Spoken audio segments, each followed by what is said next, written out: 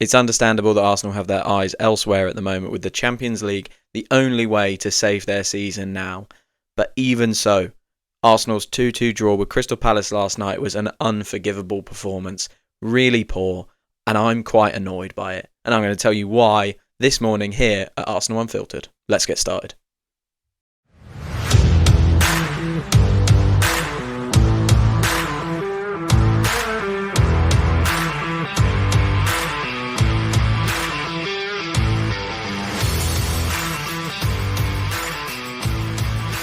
Hello. Welcome back to another episode of Arsenal Unfiltered, your 3 times a week dose of Arsenal coverage with me, your host Mark. Wherever you are, I hope you are well and you have recovered from the very poor performance that Arsenal put on last night in a 2-2 draw with Crystal Palace. You heard it at the top. I'm annoyed by it, and I've woken up this morning at 7:04 on Thursday. I've woken up just a bit frustrated, and I'm hoping that recording this podcast will give me a bit of an outlet, a bit of a place and a safe space to rant. So bear with me while I go through that. Of course, it will be directed ranting. It won't just be me leathering it into your ears this morning. I have the key points, really, that I think caused us to have such a poor performance last night against Crystal Palace and come to our 13th Premier League draw of the season. 13. I believe 9 of those we've had from winning positions as well, as we did last night. Twice. We were winning the game twice, and we got off to the perfect start. So it kind of makes it even more unforgivable, I think. The second half in particular was really, really poor and very frustrating. I want to just kick this off. Credit to Palace. I've watched a lot of Arsenal this year, and I've thought at times, wow, how are we not beating this team 3-4, 5-0? We're comfortably better than them. They have offered nothing against us. Palace, I did not feel that last night. I actually, at half-time, it was one of the first times this season that I went, wow, I think we really don't deserve to be winning here, but we are.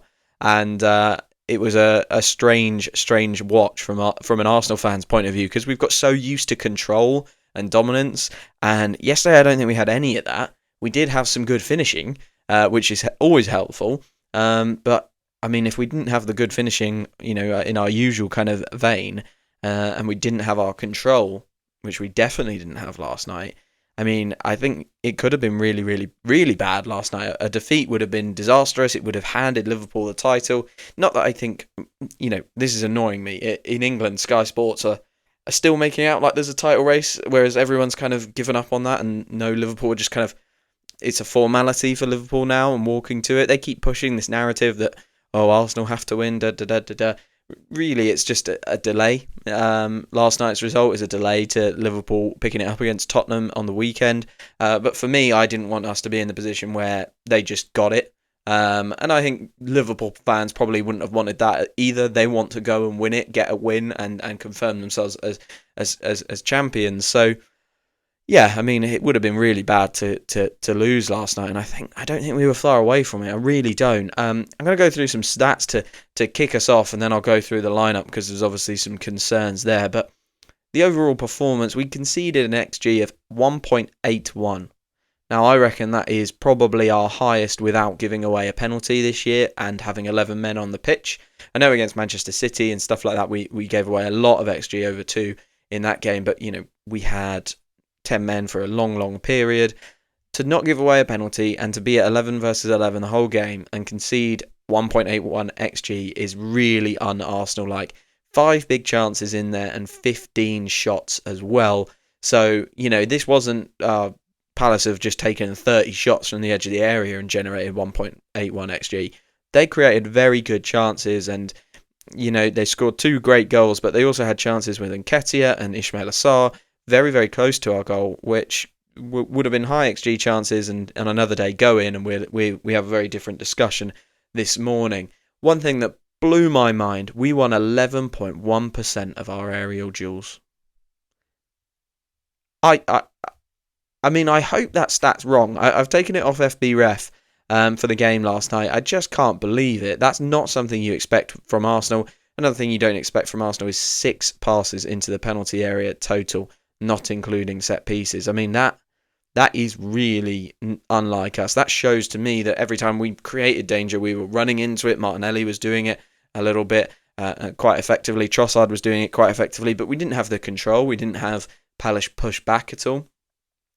Raya stopped one cross into the area, and we'll of course come on to his performance. It was very uncharacteristic from David Raya. Usually a feature and a stalwart of composure and reliability. He wasn't there last night for that, and I will come on to his individual performance, but that's an incredible stat from his point of view. And only 4 successful take-ons in the game, all of them taken from FB Ref and SofaScore. So that really felt like quite a strange performance from Arsenal. I'll go into some of the tactical details of why. First, the lineup. We were missing Mikel Merino and Ben White from even the bench. And that is a real worry. Before the game, Mikel Arteta basically said, look, they've had some problems after Ipswich and they can't be involved. And it is a fitness thing. It's not sickness. It doesn't seem to be, rotation out of the matchday squad. That would be a very strange thing to do considering the number of kids we had on the bench last night. And it's a real worry. We've got 5 days now until PSG. We need those 2 players back. We absolutely do, especially when you watch this game and Jurrien Timber seems to kind of pick up a little something halfway through the second half. He did play on. He was fine, but we have seen a number of times this year Arsenal players pick up something that looks a bit inconspicuous. They've got a bit of discomfort on their face and then play on, and then a week later we don't have them for the next game. So I am worried about that one a little bit. If we don't have Ben White and Jurrien Timber and no Thomas Partey, that is a real issue. So what was the lineup? It was David Raya in goal, Jurrien Timber right back, Saliba, Kivior at centre back. That seems to be that's the only place we can go really at centre back. Miles Lewis-Skelly returned in the left back slot. The midfield was restored to Partey, Ødegaard and Rice, and up front we went with Raheem Sterling on the right. Thought he had a terrible game. Leandro Trossard up front, thought he had a very good game, and Gabriel Martinelli on the left. So, we didn't have much to change it from the bench, to be honest. We obviously had Bukayo Saka, who did come on and was a bit ineffective. We had Ethan Nwaneri, Kieran Tierney and Zinchenko. I think without Mikel Merino, it really blunted some of our attacking options and our attacking changes. And the way Palace played, we really did not have an answer to them. Like I said, credit to Palace. And what they did so well was they didn't sit in. They created a very, very clever pressing system, and they went to press with a 5. So whenever Thomas Partey, Miles Lewis-Skelly, Saliba were trying to control and create build-up in that normal spot that we do, we're quite patient with our build-up, and we kind of gradually move our way up the pitch and try and focus in on wide areas to move the ball kind of into the Palace half and into the Palace third. Their pressing system was really good because it is who normally do those passes to get on the ball and dictate tempo, dictate play. Now, they are usually William Saliba, Jakub Kivior does it a little bit, Miles Lewis-Skelly obviously drops in there, and Thomas Partey. Now, we do have we have Jurrien Timber, who's obviously fantastic, and Declan Rice often goes out wide left, but they're kind of receiving the ball in those deeper, wide positions before providing it to a winger who's cutting inside or a striker who's dropping deep. So what Palace did was they set up a 5. They had Nketiah, of course, up front. They had Deveni, that fella. I've never heard of him before, actually. They had Eze, and then they had Wharton and their other central midfielder, I think it was Kamada, all pushed really, really high and not quite man-marking the defensive midfielders, but making that space really, really compact for them and not allowing us out or through that area. We really, really struggled to build up play early doors. And very, very interestingly, I thought on the 35th minute, Sky Sports panned to Mikel Arteta. Mikel Arteta is making a diamond sign with his fingers. He's squeezing his thumbs together and he's squeezing his index fingers together. And you can see he's sequentially telling players, I think in his midfield, diamond, diamond, diamond. And I thought, oh, that's interesting. I've never seen him do that before.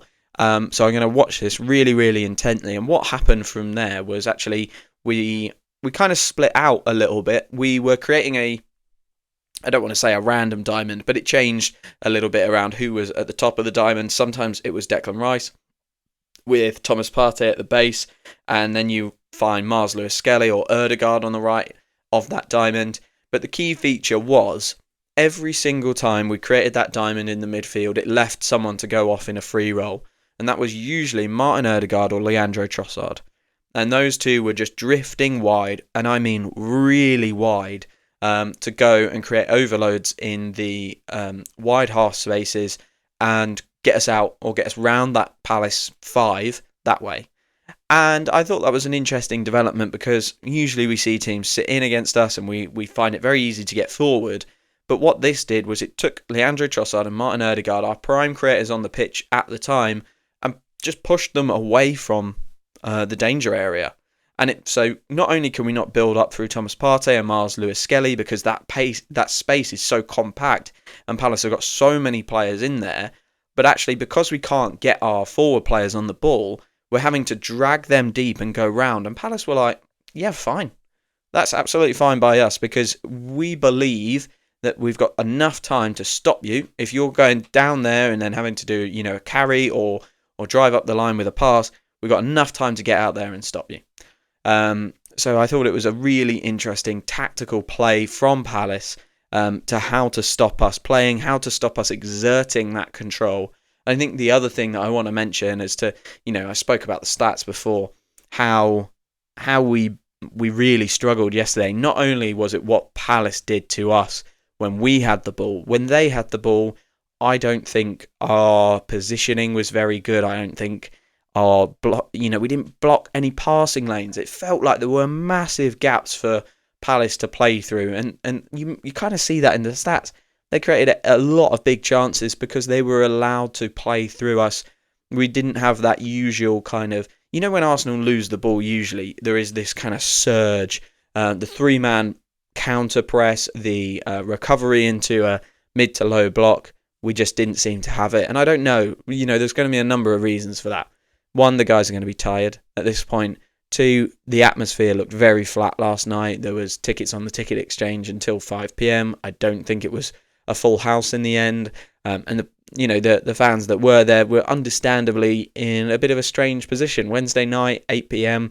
You've had a full day of work. It's not a Champions League game.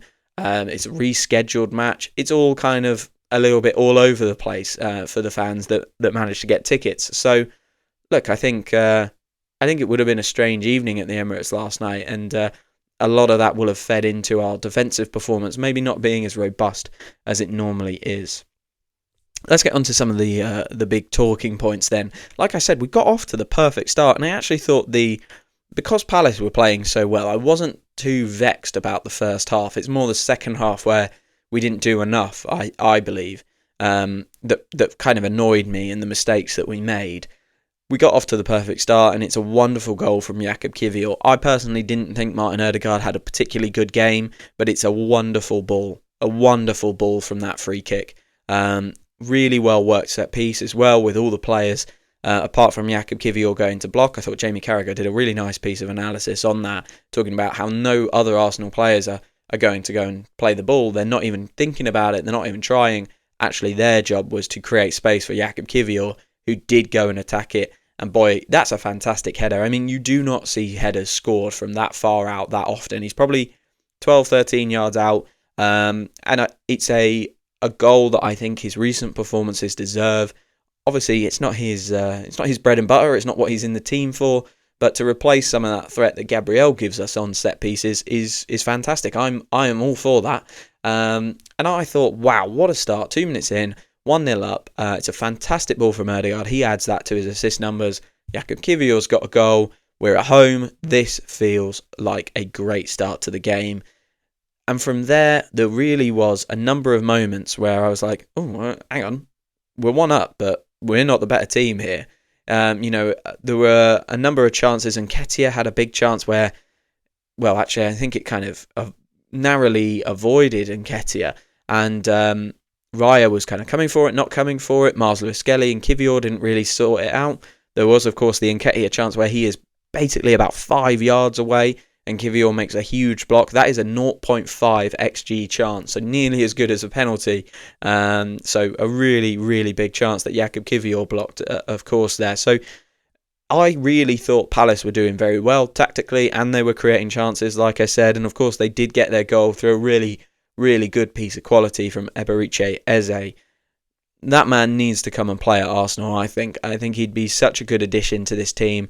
If he is the creative midfielder we add this summer, you'll hear no complaints from me. I mean, a wonderful talent. He will cost an absolute bomb if we were to go in that direction. I don't think we will because of the money and the Premier League tax, but he is a fantastic player. Adam Wharton plays a corner in. I must admit, I have some sympathy for Arsenal with this goal, because it is an extremely low XG chance. It is quite fortunate that it doesn't hit any bodies on the way through that volley. It's quite fortunate it goes in off the post. It's a really weird one, but it is a good volley. It's a good piece of quality from Eze. I think it's just, it's a little bit of luck and a little bit of quality. He obviously hits it down into the ground and it goes in off the post. That takes us to 1-1, and you can't say that Palace didn't deserve that goal, because they were really, really good. But as all good teams do, we composed ourselves and we got back in front through Leandro Trossard, and I think Jurrien Timber deserves a ton of credit in this goal. Trossard does as well. It's obviously a nice touch, a nice dummy, but Jurrien Timber injected that bit of pace, and I think he found himself in a position where Palace's press and Palace's defensive positioning for the first time wasn't quite where it needs to be. They were a little bit caught out, and Timber just drove into the space that he was given. It's a fired pass into Leandro Trossard. Again, he's injecting pace. He's getting it going quickly. I actually didn't think last night we had too much of an issue with the kind of slow, monotonous football that we normally do. I saw some people talk about that online. That's not how I saw the game. I saw it as we could not build up. We didn't even get the opportunity to play that slow horseshoe football around the box. But we certainly didn't play it in this moment. Trossard, like I say, good touch, good dummy. He gets a bit fortunate with the deflection, but all good teams can respond to losing their lead and getting themselves back on top 2-1 at half time. And I'm looking at this and I'm going, well, we are not going to be that bad in the second half. No way. And I don't think Palace can continue to be that good. And I was so wrong. I was so wrong. The trend continued. I think we did a better job in the second half of getting around the Palace press. We started to go incredibly wide. The spaces between our players became massive. Absolutely massive. We were really making sure we stayed, high, but mainly wide. It did work a little bit. We exerted maybe a little bit more control. You can see it from the average position. Some of the subs that come on, like Kieran Tierney, Saka, they're much wider than the people that they replaced in Marcelo Skelly and Sterling. So that's how we started to pull that Palace pressing system of the five. We pulled them apart and we were able to get in and about them a little bit more, but we still weren't creating too much threat. And I think the main reason for that is we tend to play in such a way where we create pockets of three players on the right and the left to work things out, create interplay in the two pods. Because we were so far apart and so wide, those pods had quite a big distance between them. So whilst we could get around the pressing system, we weren't tight and compact at the final end of the pitch in the final third to really, pop the ball about in the way we usually do. Move it quickly and cause damage with our right and left side pod. We did have obviously a couple of chances to win it. We scored a goal that was given offside and disallowed. It was not in the end disallowed for an offside. It was disallowed because the ball had gone out. It was a really, really lovely bit of interplay between Martin Ødegaard and Jurrien Timber. Timber does well to get the cross in, and Martinelli just has to tap it home. Timber lifts it over Henderson, and Martinelli has an open goal. So it was a nice bit of play. Unfortunate that the ball had gone out. I don't think we can have any complaints about that. It did look like it had gone out. So disappointing. That would have really, really helped. But again, Jurrien Timber involved in the offensive side of the game. And of course, Dean Henderson did have to make a really, really good save from Bukayo Saka. Wonderful work down the left-hand side from Gabriel Martinelli. His cross goes in. It's quite poor defending from Crystal Palace, I think. No one really is in the right position or goes to deal with it. And certainly the player marking Bukayo Saka is kind of asleep. He manages to wrap his leg around the Crystal Palace defender, get a volley off. And Dean Henderson, I have no idea how he's kept that out. Maybe it's just a little bit too towards him, but he palms it over the bar. They were our big chances in the second half. There wasn't really too much else to talk about until that moment. And it's the second time in a week we are talking about a major William Saliba mistake. And yeah, it's a bit worrying. And it's the same mistake he made against Real Madrid. That's the weird thing. That's the thing I can't really understand. Where his body shape is he's not open. He doesn't know what's around him. And he's not aware of the player basically over his right shoulder. He's closed to the man inside of him. Against Real Madrid, it was David Raya. In this scenario, it was Martin Odegaard just trying to lay the ball off to him. And look, in both scenarios, I think you could argue, why is Raya and Odegaard giving him the ball when he can't see the pitch? Fair enough. But this has happened twice now. And I do think it's William Saliba just maybe switching off. He's played a lot of football over the last 2 years. He is very, very rarely out on the side. I wonder if this is just a lesson for Mikel Arteta that actually, it's not a lesson to learn this season because we can't take William Saliba out of the side now. But is there a case that we need to give our big star players time off just for the mental side of things to make sure things like this don't happen later in the season? Both of them seem like mental mistakes, concentration errors. And at both games we were leading and we didn't need to be messing around too much with the ball. Look, you've got to give it to Mateta. What a wonderful finish after he does nick the ball. It's like a chip / kind of curling one into the top corner. They know that David Raya is not going to be a goalkeeper who stays in position. I think Oliver Glasner after the game said, "Oh, yeah, we showed the players that he always stays high. He always stays high." I mean, I think that is pretty generous to try and claim that. It's a huge Arsenal error, and Mateta is able to put it into basically an open goal. A great finish nonetheless because of where he was on the pitch. But I think it's a bit self-indulgent to claim that was a victory for your tactical analysis. It's a really big mistake from Saliba. Crystal Palace nearly go and win it. Sarr in the 91st minute has a very, very good chance. Saliba blocks it, kind of making up for his error a little bit, I guess, maybe. It's a bit tenuous, that. But that was it. And that was the story of our game. Palace were very, very good tactically. I thought we lacked a bit of focus, lacked the usual energy we have. Maybe we just weren't there mentally. I don't know, but we weren't able to exert the control that we normally do thanks to Palace's really, really effective system and the tactical plan they put in place. And we just never really got our defensive shape right either. Yes, they've scored two really good goals from low XG chances, but if we're being honest, I don't think this is a game that we can look at and say we deserve to win that. For me, I actually think Palace deserved to win it more than we did, and that plays out in the stats. So it's a very, very disappointing afternoon. And like I said at the top, I'm annoyed by it. I really am. And I'll tell you why I'm annoyed in the second half of this podcast. Hello, everyone. Thank you so much for listening to this episode. If you're like me, you finished watching an Arsenal game and you're already looking for the next bit of Arsenal coverage you can find. If that sounds like you, follow or subscribe to Arsenal Unfiltered on your podcast app of choice right now to make sure you don't miss a single episode from me. I'm here 3 times a week, reviewing matches and covering Arsenal news, and I'm so excited to have you all here as well. Thank you very much. Hello and welcome back to Arsenal Unfiltered. This is the second part of the match review podcast of Arsenal 2, Crystal Palace 2.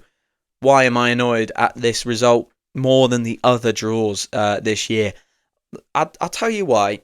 What the other draws are, there's a number of them in there that are red cards or weird penalty decisions. Let's take those out, okay? And let's put in the draws like against Brentford, against Everton, games like that, against Manchester United. Well, maybe not Manchester United, but the kind of draws where it's not really affected by refereeing decisions. I have to say, when I've watched a lot of those games, I've been able to kind of compartmentalize them. We've had a lot of injuries. We don't have Kai Havertz, we don't have Gabriel Jesus. For a number of those, we didn't have Bukayo Saka, we didn't have Martin Odegaard. I've been able to compartmentalise them and say kind of, look, you know what, it's going to happen when you don't have your your most attacking talent, your best threats, your best goal threats, draws are going to happen. I'm okay with that. This game was very different because I felt like we had two really, really good finishes. And I believe that a team of Arsenal's quality, if you score 2 goals at home, you have to win that game. You have to win that game. If a team comes and produces a blinding defensive performance against you, you can kind of accept a draw. But if you score 2 goals at home, you need to be winning that game. Especially a team like ours, who is so defensively sound and really leans on their defence as the kind of attribute of that team. So for me, we'd done enough in the attacking third to win the game. Trossard had done his job. Kivior had done his job. I was really, really pleased with that, in the first half. Was our general play good enough? Probably not, but we'd got the goals. And that's something Liverpool have done really, really well this year, right? General play, not been that great, relatively speaking. But Salah has gone and scored them goals. They're going to win the league because of that trait. And I thought we'd done a decent job of that in the first half. My main frustration is that this is a game where we added the bit that we haven't had all season, the finishing, the goals, and we didn't do the basics. We did not do our basics of controlling the spaces, blocking off passing lanes, and playing through and around a press. Now, look, I've said it multiple times in this podcast. Palace did a really, really good job, but we should have adjusted quicker, I think, to the Palace pressing system. And just the basics of the blocking the passing lanes, being hard to get around, falling into our shape with a counter press or a mid block, we weren't doing them as well as we normally do. And that's why I'm annoyed, because Arteta's Arsenal, especially this year, has been built upon a foundation of we do the basics better than anyone else. We do the off-the-ball stuff better than anyone else. And yes, we haven't had the goals. Yes, we need to add a striker and a couple of attackers and a creative midfielder. Fine. That's all. I can understand that. And I can also understand why the board didn't go out in January and sign one of those players. Because at the time, we actually had Kai Havertz fit. We had Gabriel Martinelli. He didn't. If those two don't get injured, we're looking at a different picture probably this year. And the money was a lot for a lot of players. They didn't want to be financially tied to an asset that they didn't want. But in this game, that wasn't the problem. The problem was we weren't ourselves. We didn't look like the Arsenal that I've watched so many times this year. So it was very, very, very frustrating for me to see that go on and play out how it did. That's my rant. I think you've got to give Palace credit. And ultimately, we weren't going to win the league anyway. But we really need to be worried, I think, now about our league position. I'm going to just quickly pull up the league table. We are on 67 points with 4 games remaining. So our best tally that we can get is 79 points. That's what Liverpool are on currently. So to win the league, for all of you interested, Liverpool would need to lose every game. We'd need to win every game. And there need to be a 10-goal swing in goal difference, just in case you still have any hope.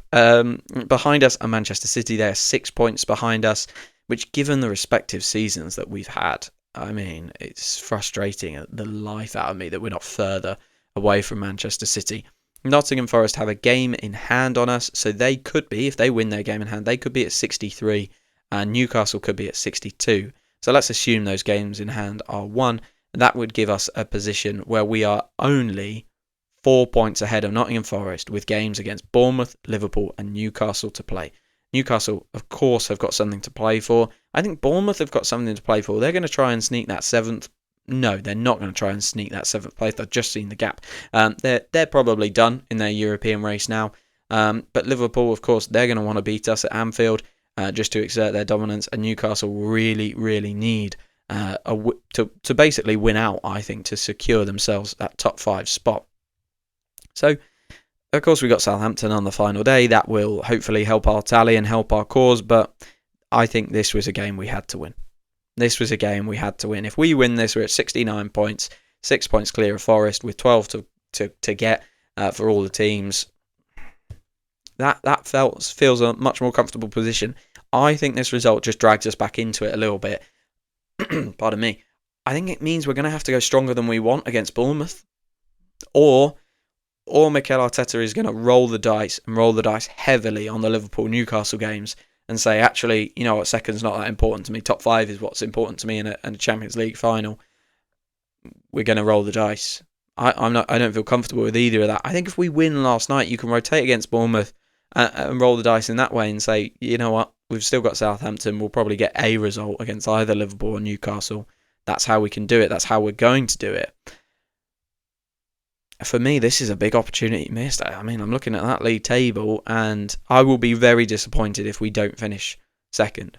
I do think it's the position our season deserves. It's the minimum now for this Arsenal team to be second. The really horrible idea is someone like Manchester City finishing ahead of us, because the fans, oh my God, that would be incessant, unbelievably awful to have Manchester City and Liverpool finish ahead of us. So we need to be really careful. We need to go and win that Bournemouth game, I think. Let's do stars and underpars to finish, and I think they're quite easy. I've got 2 for each, so let's rotate. Stars, let's go first of all, Jakub Kiwior. A highlight of this season has been players coming in and performing when you don't expect them to. Miles Lewis-Skelly, Mikel Merino, Ethan Nwaneri, and now it's Jakub Kiwior's turn to take on that mantle.